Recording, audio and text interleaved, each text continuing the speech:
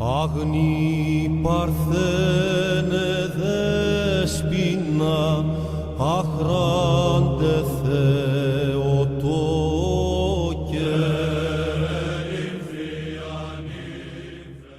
Tous, bon dimanche, nous sommes au deuxième dimanche de Carême, donc on s'avance vers ces 4 semaines qui vont nous séparer après le dimanche de la Passion et donc de la conclusion de tout le sens de ce carême qui est de réfréner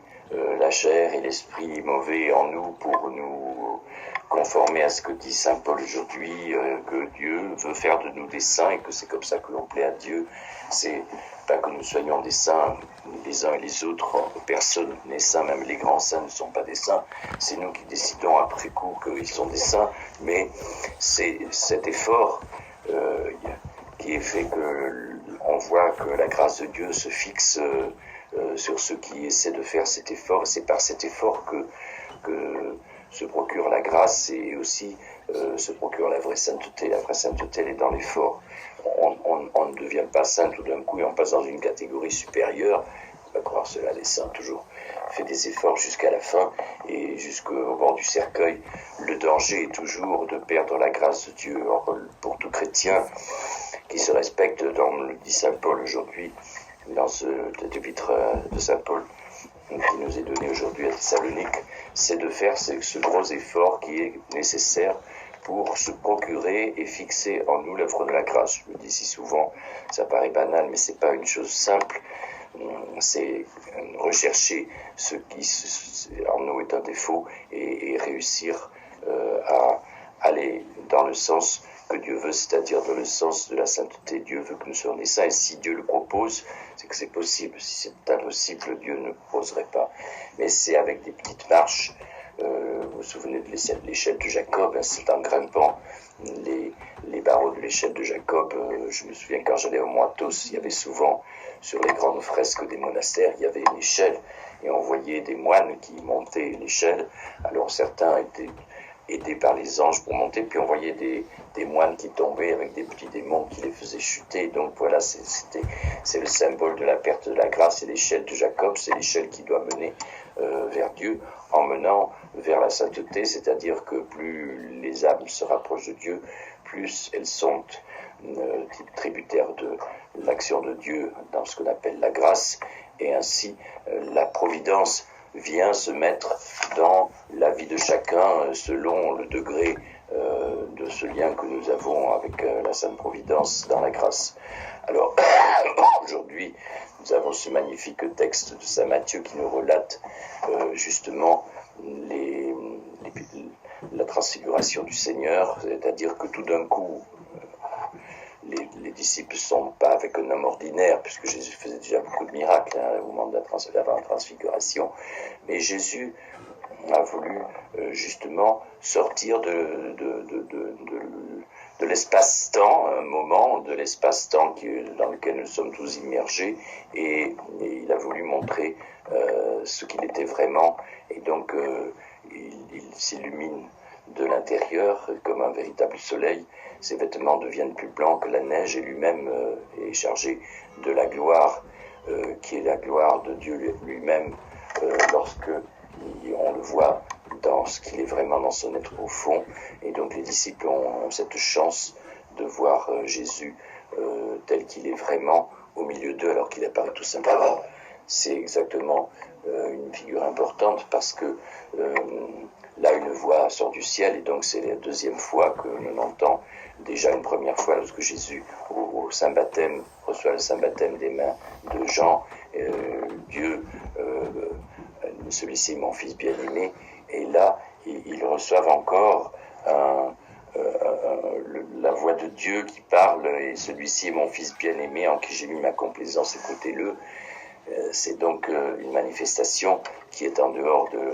de l'espace-temps pour les autres qui ne voient pas, mais pour ceux qui voient, c'est dans l'espace-temps que la réalité profonde de l'univers divin en réalité se cache humblement, souvent sous des apparences qui ne sont pas très visibles, mais qui sont visibles pour ceux qui reçoivent la grâce, comme dans le cas que nous avons ici. Parce que les grands qui sont là, Pierre, Jacques et Jean, sont quand même des grands apôtres qui vont porter le Christ, la parole du Christ dans le monde entier. Et puis, nous voyons là que cette manifestation de la gloire de Dieu montre que dans les choses qui nous paraissent simples et humbles, nous ne voyons pas souvent la réalité profonde des choses. Ainsi, dans le tabernacle de toutes nos églises depuis 2000 ans, réside la présence de Dieu sous l'apparence très modeste de la Sainte Eucharistie. Et ce n'est qu'un peu de pain, mais la théologie et la foi chrétienne nous dit que, la foi catholique et orthodoxe nous dit que nous avons là la présence de Dieu en réalité, ce qu'on appelle en hébreu la Shekinah, c'est-à-dire Dieu qui était dans le temple de Jérusalem, se tenait au-dessus de l'Arche d'Alliance en réalité dans nos tabernacles. Et c'est pourquoi la symbolique du tabernacle est très importante, a été très importante. Aujourd'hui, on voit que dans beaucoup d'églises, le tabernacle n'est plus central, que souvent il est mis sur le côté, et qu'à la place, on a mis le siège du prêtre qui tourne le dos au mur et qui, en réalité, tourne le dos à la lumière du soleil levant, souvent puisque les églises sont orientées vers l'est, comme vous le savez. Donc, le Seigneur, en réalité, si nous voyons la gloire de Dieu qui est dans la présence réelle de Dieu dans la Sainte Eucharistie, nous aurions beaucoup plus de dévotion à l'égard de cette présence, de la Shekinah de Dieu, cette présence de Dieu qui se tient dans le tabernacle de toutes les églises. C'est pourquoi autrefois, quand on passait dans les églises, je me souviens, j'ai un ami orthodoxe, quand j'étais à Athènes avec mon ami qui était un archimandrite orthodoxe, Dieu sait s'il y a des églises à Athènes, chaque fois qu'on passait devant une église, il faisait son signe de croix, à chaque fois immanquablement, et c'était pour saluer la présence de Dieu dans chaque église. Donc c'est l'Eucharistie, en réalité, nous recevons cela souvent avec beaucoup d'une manière très débonnaire et par habitude, et nous ne réalisons pas en réalité que c'est le Christ lui-même qui vient en nous comme une forme d'incarnation, et nous ne voyons que l'hostie qui est présentée et le pain et le vin qui sont présentés, en réalité, c'est Dieu lui-même avec son corps, son sang, sa divinité. Et donc, nous n'avons pas conscience souvent de la gloire qui se cache dessous. Et ce n'est que dans certains cas que certains saints ont pu voir cette gloire de Dieu dans les grands miracles eucharistiques que l'on connaît. Donc, il faut toujours, quand nous entrons dans une église, que nous pénétrons dans un lieu saint où le Saint-Sacrement est présent, il faut quand même nous mettre en adoration devant ce sacrement, parce que c'est un don extraordinaire qui a été fait à l'Église depuis la nuit des temps, et que tout ce qui contrarie cette présence, c'est-à-dire les futilités qui se passent parfois dans les églises, et on voit souvent, je vois des chorales qui tournent le dos, vous avez 30 personnes qui tournent le dos au Saint-Sacrement, il n'y a pas de révérence, parce que les gens ne sont pas dans cette conscience de la gloire de Dieu qui réside dans le sacrement. Il y a juste une petite lumière pour dire, voyez, il se passe quelque chose qui a été évidemment rendu obligatoire pour présenter cette présence, mais souvent nous n'en tenons pas cas. Donc quand nous passons devant une église, souvenons-nous que Dieu réside vraiment dans le tabernacle des églises, et que les églises autrefois, nos églises chrétiennes, étaient séparées sur le modèle du temple de Jérusalem, où était la présence de Dieu sur le tabernacle, ce qu'on appelait déjà le tabernacle évidemment dans l'Arche d'Alliance, et que c'était séparé. Il y avait le parvis, donc le parvis aujourd'hui est symbolisé par l'assemblée où se tiennent les fidèles. C'était séparé ensuite dans le sein, c'était donc le cœur de l'église qui autrefois était fermé, dans les églises orthodoxes est toujours fermé, parce que c'est là que les prêtres s'occupent de la révérence qui est due à Dieu, ils s'organisent le culte pour Dieu, et donc le tabernacle lui-même, c'est l'Arche d'Alliance que nous avons parmi nous toujours en cette présence de Jésus-Christ qui a voulu continuer cette présence d'une manière très étonnante, mais quand même, si nous avions, et pourquoi sur le tabernacle même, il y avait un voile qui était obligatoire, qui était séparé en deux pour symboliser que le voile du temple s'était déchiré, qu'on pouvait accéder à la présence de Dieu, et donc et que Dieu sort du tabernacle que au moment de la Sainte Liturgie, traverse l'espace sacré du Saint et vient parmi les fidèles pour s'offrir en partage aux fidèles. Cette présence de Dieu descend sur chaque cœur qui le reçoit. Donc quand nous recevons l'Eucharistie, ayons bien conscience de ce que nous recevons. Nous ne voyons pas la gloire de Dieu comme l'ont vu Pierre, Jacques et Jean, mais en réalité, c'est ce que nous devrions avoir conscience de cette présence de Dieu, et que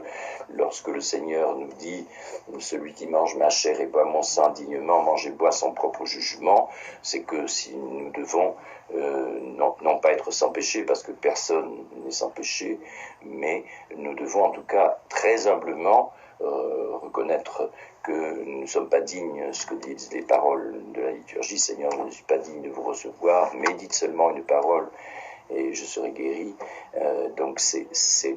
une conscience humble qui doit recevoir le roi des rois qui vient en nous. Et si, quand nous avons communié, immédiatement nos pensées vont ailleurs, nous ne faisons pas révérence au sacrement et nous nous dispersons immédiatement parce que nous n'avons pas cette conscience. Alors il faut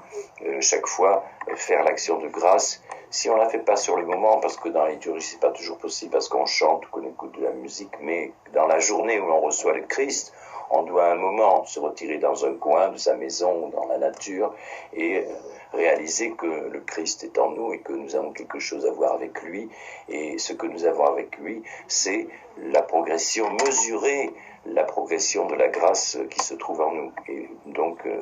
demander au Christ de l'aide, car le Seigneur dit « Sans moi, vous ne pouvez rien faire ». Donc demander cette aide pour arriver à ce que Saint Paul nous propose aujourd'hui, c'est-à-dire progresser vers la sainteté. Si nous ne le faisons pas, nous sommes comme ces chrétiens qui disent « Seigneur, Seigneur », mais leur voix est parfois très belle, mais Seigneur, Seigneur, ce ne sont pas ceux qui disent Seigneur qui entreront dans le royaume des cieux, mais ceux qui font la volonté de Dieu, qui est de trouver l'espace de la grâce. Et cela, le Seigneur s'y reste depuis 2000 ans près de nous, dans la sainte présence eucharistique, c'est parce que justement quand nous le recevons humblement, nous avons quelque chose à voir avec lui, qui n'est pas simplement de le recevoir inutilement, mais de recevoir avec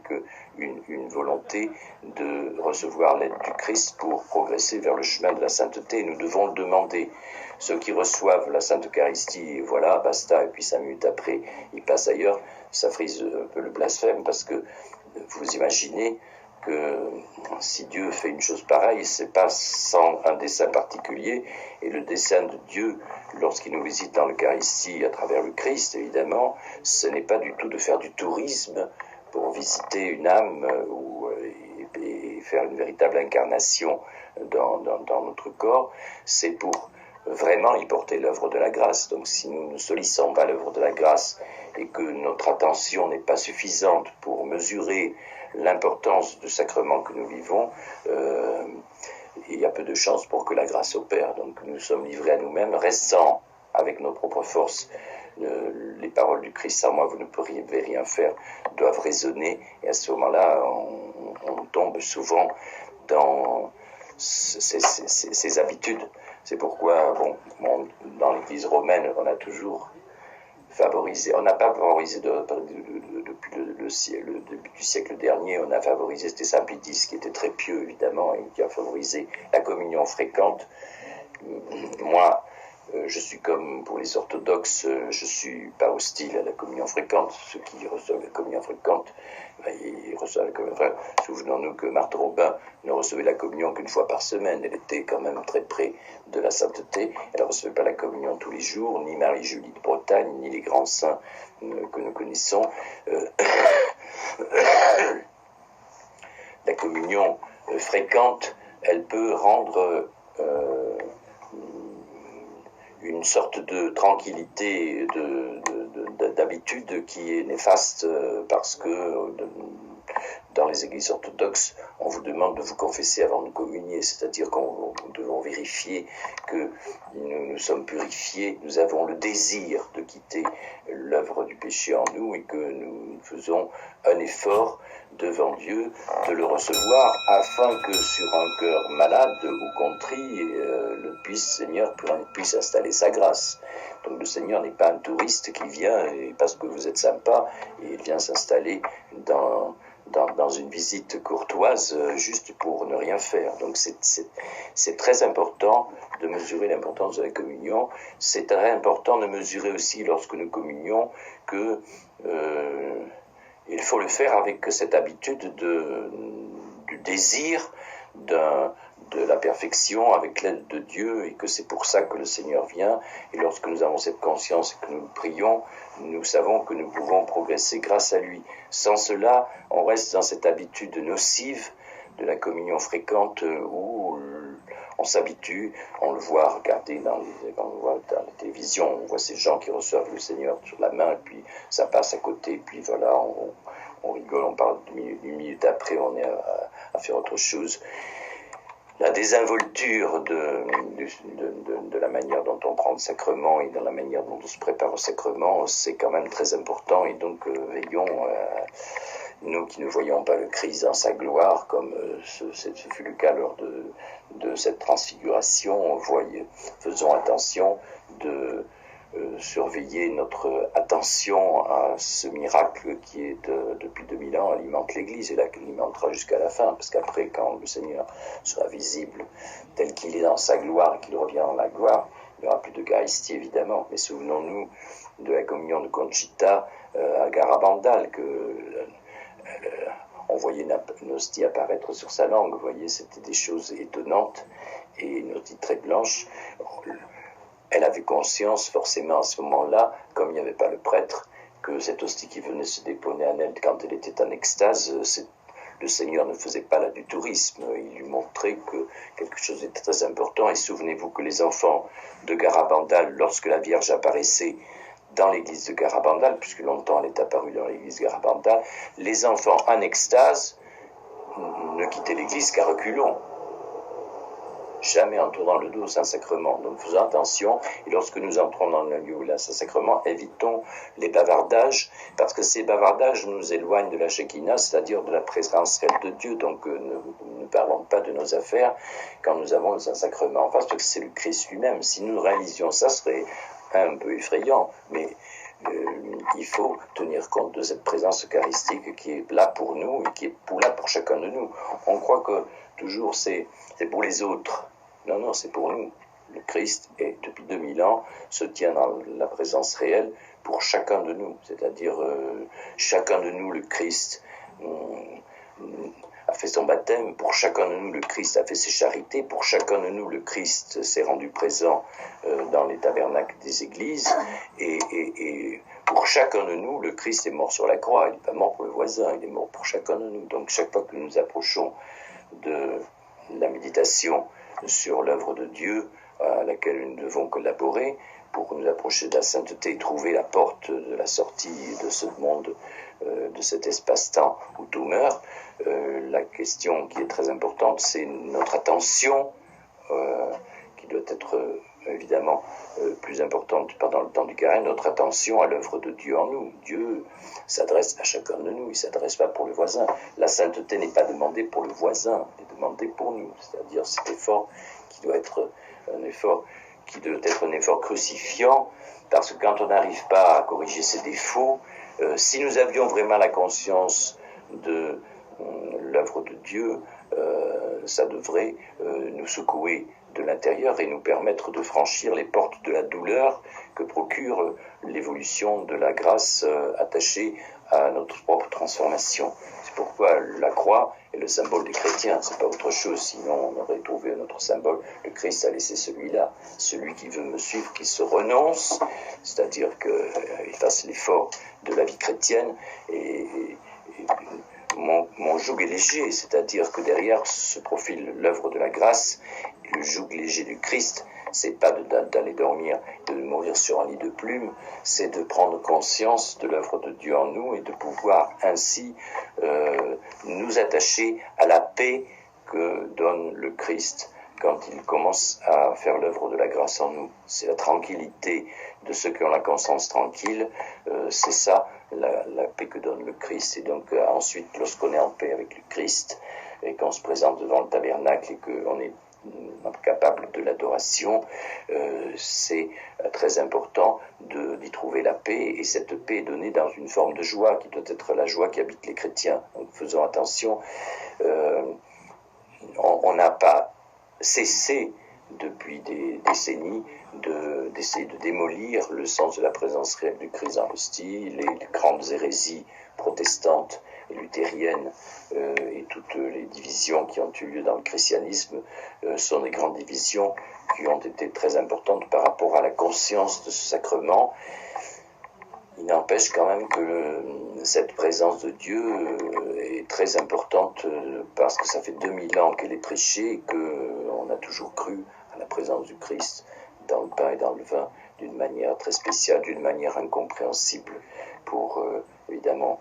notre esprit humain, mais c'est une vérité de la foi que nous ne pouvons pas contourner, parce que si on contourne ces vérités de la foi, on se détache de la foi qui sort des évangiles, et là on est perdu. Donc essayons dans ce temps de carême de mesurer cette présence de la Shekinah de Dieu, la présence de Dieu parmi nous, et surtout faisons l'effort de comprendre que cette gloire de Dieu que nous ne voyons pas, elle existe quand même, et on la voit dans les grands miracles que font les saints, c'est-à-dire cette présence de Dieu qui habite en eux, procure le miracle. Et bon, vous savez tous les miracles que je parle souvent de Padre Pio, de Saint Charbel, de tous ces grands saints, et ils avaient la gloire de Dieu sur eux. Et ils souffraient beaucoup, c'est ça le problème, mais donc on a toujours peur de dire au Seigneur,